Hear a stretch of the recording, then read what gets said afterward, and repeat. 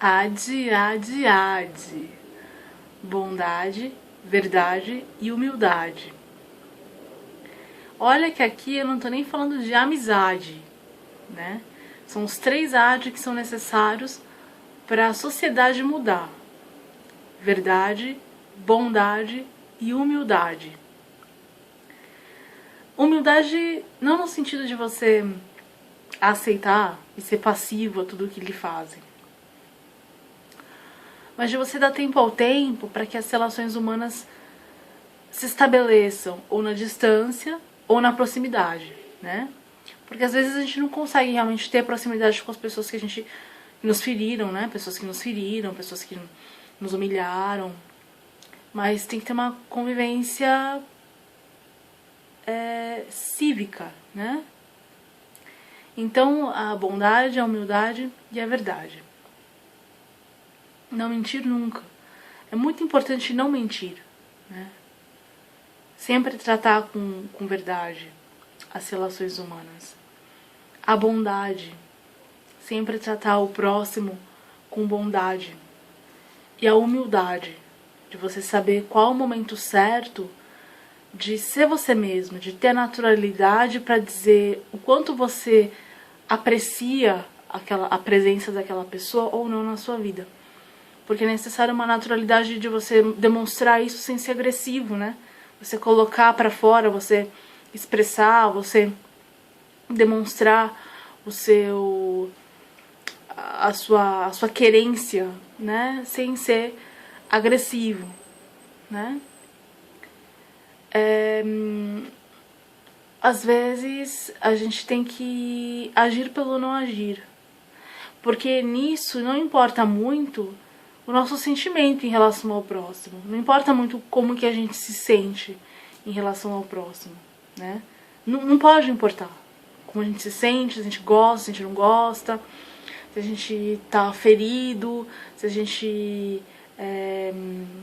não pode importar o nosso sentimento, o que a gente acredita, o que a gente pensa, né? Na relação direta com o próximo. Assim, é claro, se você for expressar isso pra alguém, falar pra um parente sobre um terceiro, sobre algo que esse terceiro lhe afetou, você vai ser sincero. Mas na relação direta com esse terceiro e nas relações sociais e comunitárias, é necessário agir com verdade, humildade e bondade. Isso chama-se simplicidade, que é um 4º AD, né? Isso é simplicidade. Isso que é simplicidade. É você ter humildade, verdade e bondade. Isso chama-se simplicidade. Às vezes as pessoas têm muito orgulho, né? Assim, tem gente que faz teatro todo tempo, que parece que jogam xadrez o tempo todo, né? Vêm as pessoas como peças no tabuleiro de xadrez e elas acham que elas são o rei e que elas nunca vão perder nem ganhar nada. Elas têm somente que manejar as peças de acordo com a redução de danos, né? Elas acham que certas pessoas são peão mesmo, esses peões eles têm que serem sacrificados para virar rainha no fim, né? E assim, pensar dessa forma é uma forma muito esquizofrênica de se pensar, né? Porque essa vida não é um jogo. E mesmo que fosse, muitos outros jogos já foram inventados depois do xadrez em si, né? War, técnicas de guerra, trama. Então, os próprios jogos de estratégia de computador, jogos de estratégia de videogame. Tem pessoas que pensam que as pessoas são peças no tabuleiro de xadrez. Mas esse tabuleiro também é limitado, né? E o que eu quero dizer com isso é que, assim, a gente precisa ter simplicidade mesmo para poder lidar com as coisas, né? Às vezes essas pessoas, elas acham que se elas manipularem as coisas para um lado ou para o outro, para conseguir o que elas precisam naquele momento de imediato, elas vão conseguir ser bem-sucedidas, né? Mas essa não é a chave. A chave é a gente ter humildade, verdade e bondade. A simplicidade. A todo instante. A todo instante. Né? Muita gente tem o rei na barriga mesmo. Né? E o ideal não é você pensar em qual é a sua história. Né? Porque ninguém pode ser o Krishna de si mesmo. Ninguém pode ser o Krishna de si próprio. Então a gente tem que passar o tempo todo no mercado, na rua, na papelaria, na padaria, olhando as pessoas e imaginando qual que é a história delas. Em qual circunstância elas protagonizam essa história. Como que elas são o Krishna da vida delas, né? Qual que é a história? Qual que é a história do Krishna delas? Como que ela é esse Krishna? Né? Como ela é protagonista da história dela? Esquecer de si próprio, né? E muitas vezes as pessoas têm um rei na barriga mesmo, elas acham que não, eu tenho que dominar tudo, porque a minha história é especial, né? Ou a história de tal pessoa que eu conheço é especial, eu tenho que dar um jeito de contornar a situação pra ela, porque esse que é a minha meta, esse que é o meu papel. E não é nada disso, né? A questão é ter bondade, humildade, verdade, simplicidade. Eu tava falando essa coisa da pessoa que, tipo, não quer ser simples, elas são arrogantes, são orgulhosas, né? Elas preferem ser meio maquiavélicas, assim, né? Por assim dizer. Porque elas veem, assim, as coisas da forma delas. Não. Eu acho que da minha forma eu consigo contornar a situação para tal veredito. Mas isso não é nem justo no final das contas, né? Nem justo no final das contas. Porque às vezes a pessoa você acaba cutucando certas situações, né? Que não precisava, né? E tipo, e quando entra um outro protagonista, né? Eu tô falando isso por causa que eu vivi uma situação hoje que foi bem assim, que me levou a falar de humildade, verdade e bondade. E não vou nem entrar muito dentro dessas palavras porque elas falam por si só. Mas eu vivi uma situação hoje assim que me deixou chocada, né? Tipo, o cara me chamou pra fazer uma entrevista, ele olhou bem pra minha cara, acho que ele não gostou do meu perfil, sei lá. E, tipo, começou a me humilhar, a falar mal. Ele não quis participar da interação, entendeu? Tipo, eu explicava as coisas, ele, tipo, pôr o dedo no nariz, coçava a cabeça. Muito antiprofissional. E eu fiquei chocada com aquilo, porque eu achei, meu, tudo bem, se você não acha que a pessoa não tem o perfil, faz a entrevista e ignora ela. Ignora a entrevista. Se ela ligar pra perguntar, você fala, tá, nós passamos pela segunda fase da entrevista, do processo seletivo e não acatamos o seu perfil. Mas assim, sabe, você fica chocado com esse tipo de coisa, né? Você fica chocado, porque ele te chama pra fazer a entrevista e depois fica, tipo, te humilhando. É chato isso, né? Aí, então, e você percebe que as coisas meio que conjuram, meio que conspiram pra uma um plano maior, né? Que nem vale a pena ficar explicando aqui, mas tem um pouco a ver com essa própria pessoa, né? Que tinha lá os motivos dela pra fazer isso. Mas aí você vê que as coisas meio que estão conectadas e fala, não. Só que por estarem conectadas, você percebe que, assim,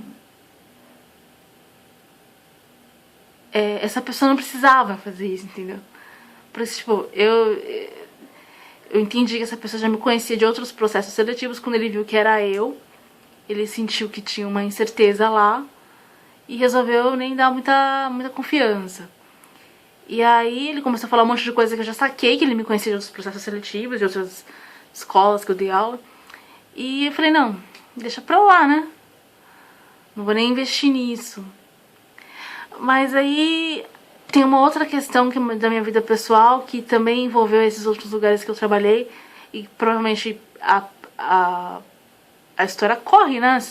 É um meio, nós somos colegas de trabalho, a história corre entre as escolas. Aí eu fui meio que pensando aqui. Aí... E por isso mesmo que eu cheguei nesse ponto.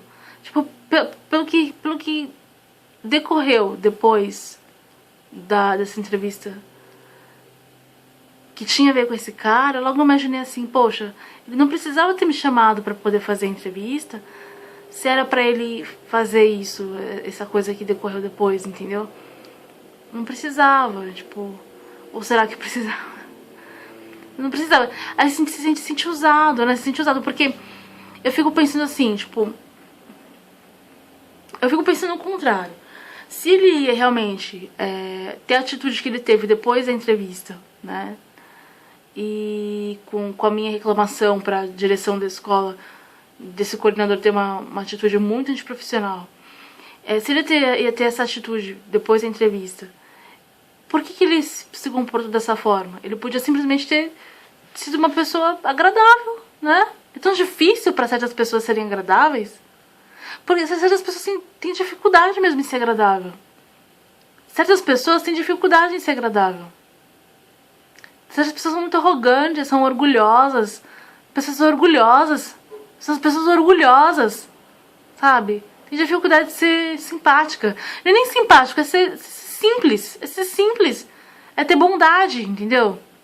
Se você vê que uma pessoa não tá no seu melhor dia, não tá no seu melhor desempenho, você, tipo, tem bondade. Bondade. Bondade, sabe? Você faz a coisa ficar simples. Faz a coisa ficar fácil. Não fica colocando empecilho. Porque senão você nem chama a pessoa pra participar do seu processo seletivo. Né? Aí... E isso não me estressa. Isso não me estressa mais. Isso não me estressa mais. Mas eu fico sem entender certas pessoas. Eu fico sem entender. Porque eu fico assim, meu... Eu fico sem entender certas pessoas. Porque eu falo, meu, tipo, eu não consigo compreender o que se passa na cabeça dessa gente, né? Sabe? Por isso que essa é a mensagem. Essa mensagem nasceu desse fato. Por isso que eu tô contando esse fato pra vocês. Essa mensagem nasceu desse fato. Eu tive uma entrevista online. O cara me chamou pra entrevista pra me esculachar. Porque ele não deixou nem eu fazer a entrevista. Ele me chamou pra entrevista pra me esculachar. Depois ele... Acho que ele me reconheceu quando ele me viu. Pelo meu nome ele não me reconheceu. Ele me reconheceu quando ele me viu. Que era online, né? Começou a me esculachar. Logo que ele me viu, ele já fez aquela cara. Começou a me esculachar. Aí depois apareceu gente aqui pra ver a casa que tá à venda. Ainda tá à venda, né? Eu tive que atender e tal. Aí um monte de coisa decorreu disso. E eu falei assim, tá, entendi o que tava acontecendo. E tô realmente muito chateada. Mas assim, não pelo que... Não irritada, né? Eu tô tentando exercer a bondade, a verdade e a humildade. Porque é o que falta pra esse mundo dar certo. No dia que as pessoas tiverem verdade, humildade e bondade, esse mundo vai caminhar tranquilamente. Independente de como você se sente em relação ao próximo. Independente se você tem uma amizade, uma inimizade, um carinho, uma raiva. Você tem que se segurar, né? E ter uma relação de amizade, bondade e humildade. Às vezes, não dá pra você ter uma relação próxima com as pessoas. E aí você tem que agir pelo não agir, que é puro taoísmo isso. Agir pelo não agir. E esperar o momento certo de você poder entrar com a bondade, a humildade e a verdade, que é a simplicidade. E às vezes a gente também não quer. Tem certas pessoas assim que depois de eu saber quem elas são, eu não tenho a mínima vontade de ter relações próximas com elas. Eu não tenho vontade de, sabe, de segurar na mão, de falar com elas. Não tenho vontade. Eu não tenho vontade. O que se pode fazer, né? Não tenho a mínima vontade. E cada vez que se revela mais as coisas, menos vontade eu tenho. Então, aí a pessoa fala, não, mas você precisa, porque eu sou sua única opção. Não existe uma única opção nessa terra. Não existe isso, uma única opção. Não existe isso, uma única opção. Porque se existisse só uma única opção, ia ser o demônio. Acredita no que eu tô te falando. Se existisse só uma única opção, não ia ser Deus, ia ser o demônio. Deus é sua segunda opção. Tá? Porque esse mundo não é de Deus, esse mundo é dos homens. Né? Quando o homem tava lá no Jardim do Éden, né, que quando Krishna tava em Vrindavana com Radharani, e quando Adão tava lá no Jardim do Éden com Eva, ele não tinha... a única opção que ele tinha era a árvore do bem e do mal. Porque a árvore da vida não era uma opção, a árvore da vida era o que ele já tinha, né? A árvore da vida que era o que ele já tinha, já as coisas do paraíso, de estar com Deus, de falar com Deus tão proximamente, era o que ele já tinha, não era uma opção. Era a vida, era o que era. Ele tinha a opção de cair, né, e foi o que ele escolheu. Então se tivesse uma opção aqui, se tivesse uma opção só, ia ser o demônio, né? Mas tem mais que uma opção, tem Deus também. Então, ouça quem tiver ouvidos para ouvir. Não é? Faz sentido pra vocês isso? Porque às vezes é complicado entender, né? Se você viver num mundo que tem só uma opção, normalmente é um mundo que é monopolizado. Um mundo que é uma ditadura, é monopolizado, é o que te quer mal. É uma opção só, que manda e desmanda e faz o que quer. É um Hitler da vida. É uma opção só. Agora, se você tem uma segunda opção, é quando você pode fazer a vontade, exercer seu livre-arbítrio. E aí é Deus. Até mesmo na época de Jesus. Jesus estava lá, tal, tipo, a primeira opção era ficar na mão dos fariseus, na mão dos versados da lei, na mão desses aí, que eram os caras que faziam o que queriam das sinagogas e faziam o que queriam da lei. Quando Jesus chegou, ele era uma opção para muitos, né? Ele era uma segunda opção. Na época de Sócrates também tinham os sofistas, que exerciam a filosofia de acordo com a lógica da lei, né? Faziam sofismas da lógica da lei. E aí apareceu não pensei que foi Sócrates, né? Não para cristianizar muita, não para fazer uma coisa meio mística como Cristo, mas para falar que veio Sócrates, né? E dentre outros, mas veio Sócrates com Platão e com Aristóteles logo depois, para quebrar um pouco essa ideia de que você tem que estar dentro de uma linha de pensamento para poder estar falando a verdade. Você pode também seguir o raciocínio como ele é, puro e bruto, e como ele é, né? Tipo, o raciocínio da forma como ele vem pra você. Você pode pensar por si só e seguir a sua linha de raciocínio como ela vem pra você, né? Você pode pensar por si só. E qualquer um pode, né? E tanto que ele ensinava muito jovens. Foi morto por causa disso, porque por corromper a juventude, né? Porque ele ensinava muito jovens.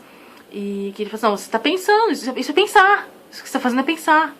Né? Tipo, e tá vindo pra você, entendeu? Tipo, e é uma possibilidade. E você... Isso existe, né? E então... E era uma segunda opção. Era uma segunda opção. E eu não tenho certeza se Platão teve uma universidade, se Platão teve uma academia, mas Aristóteles teve uma academia, uma universidade dos peripatéticos, e também era uma segunda opção, né? E esse que era a linhagem do Sócrates. Era uma segunda opção também, né? Para falar de Bhagavad Gita, tinha o Dronacharya, que era um rei que era cruel, cego, não entendia nada da vida. Dronacharya. E tinha Arjuna. E uma família toda se dividiu. Teve aqueles que ficaram do lado de Dronacharya, teve aqueles que ficaram do lado de Arjuna. E Arjuna era uma opção, porque o oficial era o Dronacharya. Então, assim, quem ficou do lado de Arjuna também era uma opção. Krishna era uma opção também. Entendeu? Tudo isso. Tô indo, João. Tô indo. E Buda também era uma opção, porque quando Buda ia meditar nas florestas desertas, aqueles que iam atrás dele também optavam por... Sim? Tem bala aqui. Bala? Não sei se tem bala. Tinha umas balinhas aí, poxa. Não tem mais bala ainda? Você chupou tudo? Ó, tem uma bala de erva doce aqui. Vou abrir pra você. Olha. Pra você a bala. Tá difícil abrir essa bala com uma mão só. Pera, deixa eu pôr isso aqui. Fica do jeito que você tá, hein? Não mexe. Ai, peraí. Iogurte. Não tem de iogurte. Você pediu pra não trazer do mercado. Eu falei que eu ia trazer. Eu posso trazer um pacote de bala de iogurte? Não, não pode trazer não, Tó. Eu vou lá ver se tem bala de quê e já trago pra você. Serve de hortelã? De hortelã tem. Eu compro pra mim. Ai, peraí. Eu vou lá ver e já volto.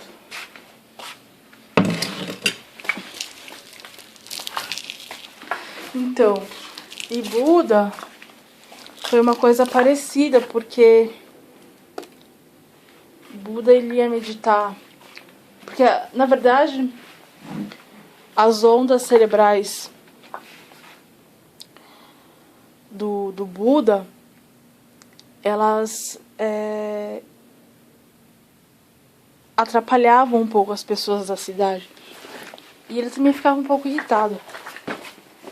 Aí ele resolveu, ele ia meditar em lugares calmos, como as florestas que eram desertas. Ele sentava, meditava, e um monte de gente, um monte de seguidor dele ia atrás dele. Um Buda era uma opção também, né? Buda era uma opção também. Ah, João, não tem bala, meu. Quer que vai buscar? Ah.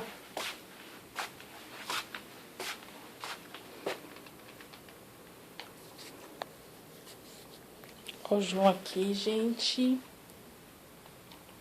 Cadê você, João?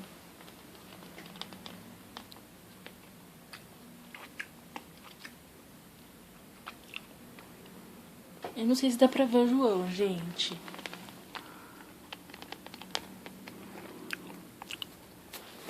Aqui o João.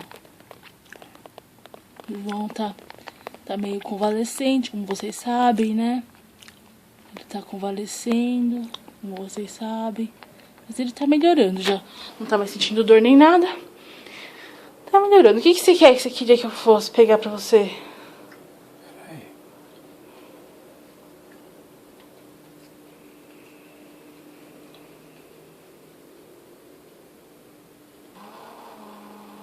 Olha, eu tô cheio de espinho, gente.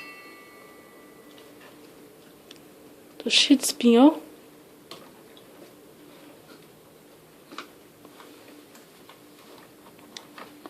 O que, João?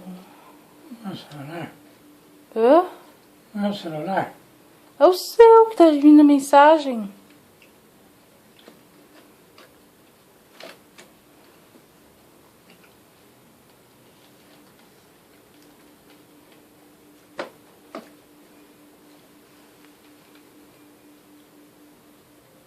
O meu cabelo tá com frizz aqui.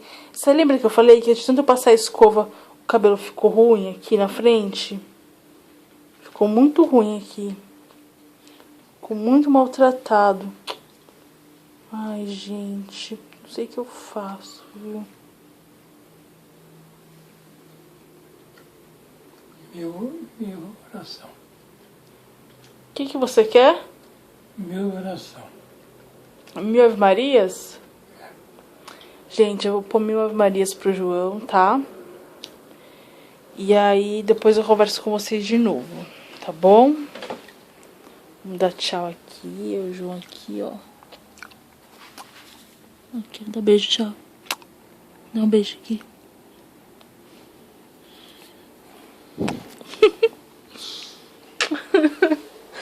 Lindo da Tatá. Te amo, João. Tá. Depois a gente conversa, gente. Eu vou desligar agora. Levanta um pouquinho. Depois a gente conversa.